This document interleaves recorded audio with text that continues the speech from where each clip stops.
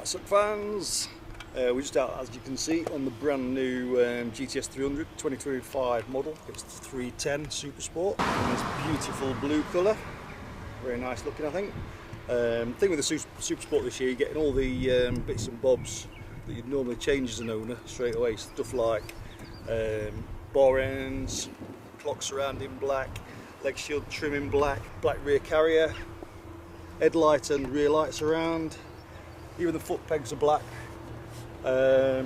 Wheels, of course, are already black, and it just makes a nice job of it. You also get the black mirrors, which is nice, and it saves quite a few quid if you're looking for, well, you're the sort of person who normally customises things. I've had this scooter for a few weeks. I've been waiting for Piaggio to get one in the press fleet. That's why it's taken so long, so sorry about that.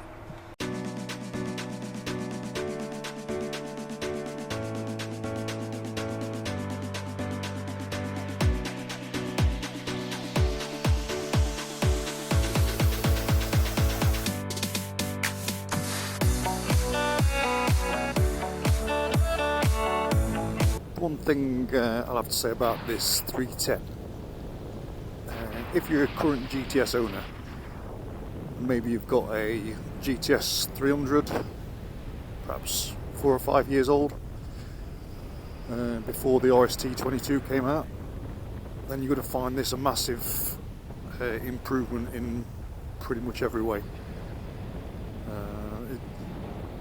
Styling's a lot sharper and nicer, more modern.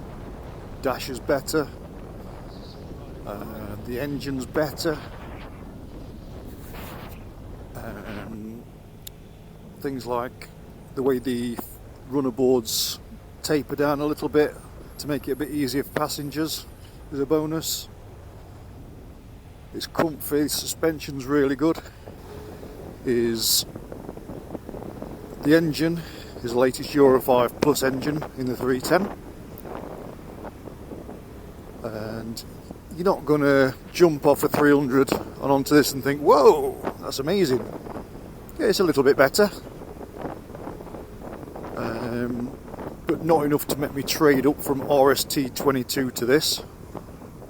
But the styling and the whole package would probably make me trade up from a previous model like a HP, for instance, or before that. I think the thing with me, I've ridden the RST 22 quite a bit, and that was a massive improvement, and this is just polishing that improvement really. Let's give it the new engine, the new styling, a little more capacity, a little more horsepower. Not enough to shout about, but any improvement's good on horsepower as far as I'm concerned. So yeah, as a package, 310 is really, really good. But if you are trading up from RST 22, then I'm not sure there's enough to make me think, oh, I've got a year-old or 2-year-old RST, 2022 onwards model that is, thinking, oh, I need this latest thing. I'm not sure I would. It's a bit like trading your last model iPhone up for a new one. There's differences, but do you really need them all? Not usually. So to summarise, yes, it's a very good package. It's a great scooter, and it depends what you've got now, whether you buy one or not. Anything from HPE and before, then yep, trade up, well worth it. Anything from 22 onwards with a RST 22, maybe leave it a year or so. Get a bit more money out of your RST 22. It'll still be worth a few quid. Trade it in a year or so, and you never know, there might be something different by then. But don't let that put you off from buying one, because this is a very good, well finished, nicely rounded scooter. Without the RST 22 being so good, this would have felt like a different scooter altogether. But because that was already well improved, it's made a marginal difference, but not massive.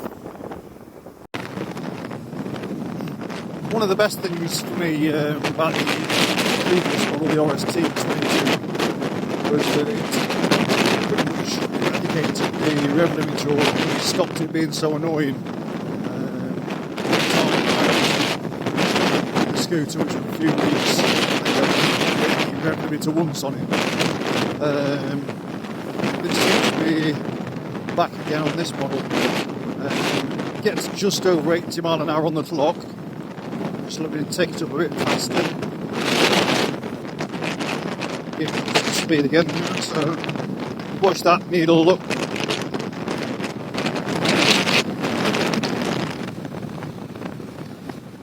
There, just cut in and just stopped there. So it's probably a good couple of seconds when it happens, and you really do feel the power drop. The first time I hit it, I thought that something was wrong with the scooter, to be honest. Just get used to it and you learn to ride around it. So we're getting to the end of our 3 weeks with the Vespa GTS 310, and I must say I've enjoyed having it. It's always good to have a GTS in the garage, I think, anyway. It's a nice easy scooter to just jump on and nip anywhere with, whether you're going to the shop, post office, whatever, or going on a 300-mile weekend away. It's pretty much a good all-rounder, really.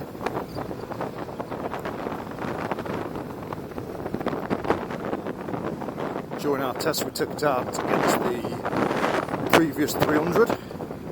Found that this was marginally better in pretty much every way, really. From fuel economy to acceleration, rolling 13 mile an hour, 50 mile an hour speeds, roll on the throttle. It's just slightly faster everywhere and more economical. Can't say there's anything I dislike, really. I find that joystick on the left finger, quite often I'll go for that as a indicator button. The indicator's below it, and it's one of the things you get used to as you ride it. It's not really a problem, it's just my ability, really. Anyway, yes, so it is a great, I particularly like the SuperSport version, just because it looks a lot cooler than the other models. The Super's still the basic model. It's a couple £100 less than this, and a couple £100 more you get in the Super Tech, which has got the full digital screen with sat nav on. So it's up to you what you go for, really. But for my money, just all the black detailing on this makes it worthwhile. That extra couple £100 over the base model. I'm going to jump off this in a second, get back on our long-term X-Max 300. I'm going to take that and pick up a brand new Yamaha T-Max, Tech Max. So we've got a few more road tests coming up. If you like what we do, subscribe to our channel. Share the road test, that always helps us. And give it a like, comment. We'd like to hear what you think. And if that goes if you're a GTS 310 owner as well, we'd like to hear what you think of your latest model scooter. So that's it. Just going to get off here, drop this back at Piaggio's press fleet place, and get back on the road. Bye for now.